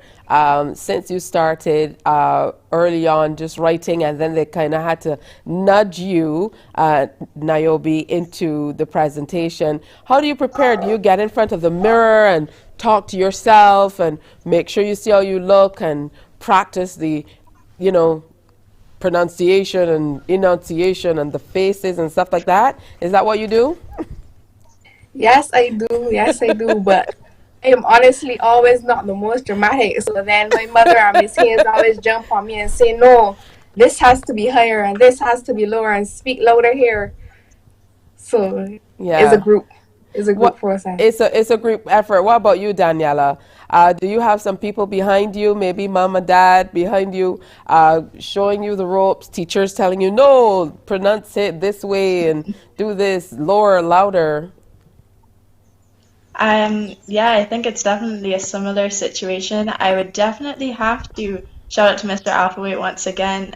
He always is there to help us and guide us to make all of our speeches and everything that we present the best that it can be. So up to the day I was rehearsing it outside, and he was like, okay, you need to change the tone of that and make this a high point and make that part a bit more smooth transition, and just all of that technicalities. He always helps us out with every aspect of what we do to make sure that we're giving the best of what we have. Oh, wow. Congratulations to you both. Daniela Clark, first place, and Niobe Holder, second place in the contest, going off to represent for Barbados. And we're joined now by Marlene Hercules, who is chairperson of Essay and Oratorical Competition Committee for Optimist International District, Caribbean District Zones 9 and 10. You're just in time to tell the girls congratulations and tell us bye. Well, congratulations, ladies. It's always a pleasure to see you and hear you. And I'm looking forward to what you will offer in Jamaica on the 29th. Oh, wow. So they're heading off to Jamaica on the 29th. What happens? Is the topic the same, or do they get brand new topics? It's the same topic that they use for the local contest and for the contest to come, and then all the way up to the international contest, the same topic. Now, the Optimist Oratorical Contest started back in 1928. How have you been able, as a team, to keep the interest among the young people? It is just that we have some very fine young people who love to have their voices heard. And we've encouraged them, as part of our mission is to bring out the best in our young people, in their communities and the world. And so this is one way we give them a voice, and they enjoy speaking. Besides, they get some valuable scholarship money if they win all the way up to the international level. That final level will give them $15,000 in scholarship. They get probably another $5,000 at the regional level. And at the local level, when they get past Jamaica, they'll have another $2,500 US in scholarship money available to them for their college education. I love that. I love that. Thank you so much, Marlene Hercules, and the entire team at the Optimist International Club. Thank you. Definitely a wonderful initiative that I'm sure will go on for another 100 years. Congratulations, ladies, and all the best. Represent for Barbados and Jamaica, all right? Yes, they're going to do their best. For sure. And I can see that you're coming back with that scholarship money, girls. All right, thank you so much. Daniela Clark, first place contestant. Niobe Holder, second place contestant. Niobe is from Christchurch Foundation School, and Daniela is from Harrison College. So congrats to all of you. We're going to take another break and come on back and wrap up today's and this week's presentation of Morning Barbados. Morning, morning, morning. Good morning. Good morning to you. The facts say Morning Barbados reaches an audience of over 50,000 and Newsnight reaches over 56,000. It's simple. When you advertise, you're getting your message to over 50,000 of your potential customers. Make the call to CBC Sales Department today and watch your business grow. Contact us at 467-5559 or email marketing@cbc.bb. While you go about your business, we go about our business, and that is gathering the news. Stay up to date at CBC News Barbados on Facebook, Instagram, and Twitter. Get news update on radio throughout the day. And join us for the CBC News Night at 7. Morning, morning. Good morning. Good morning to you. So today starts the opportunity for you to send your videos for the Mom Proud Moment promotion. Make sure you get your videos in. We're accepting videos from now until the 25th. Get them in, and then people are going to vote. Look for all those wonderful moments between you and your mother, or between a mother and child, and send them in for a chance to win and the grand prize is a fantastic one. Submissions can be sent via WhatsApp 4675465 or email morningbarbados@cbc.bb for that chance to win. So get them in today, from today, the 21st to the 25th. We've also extended the opportunity for you to be a part of the Big Bajan Bake Off. We have the first part of the new season of the program airing tonight on CBC TV8, so you want to check in for that. But get your entries in, bake up a storm, and be a part of it for a chance at a fantastic prize as well. We had a great week with you. I hope you enjoyed this week too. Feel free to reach out to us if you have any events or some amazing things that you want us to share with you right here. Morning Barbados at cbc.bb. Watch and follow us on social media, and you can also find us online. I'm wishing you a great day today and a wonderful weekend. On behalf of the entire crew, first, remember to wear your smiles and have a great one. Bye-bye. Wake up, wake up, wake up, wake up. Barbados, get up.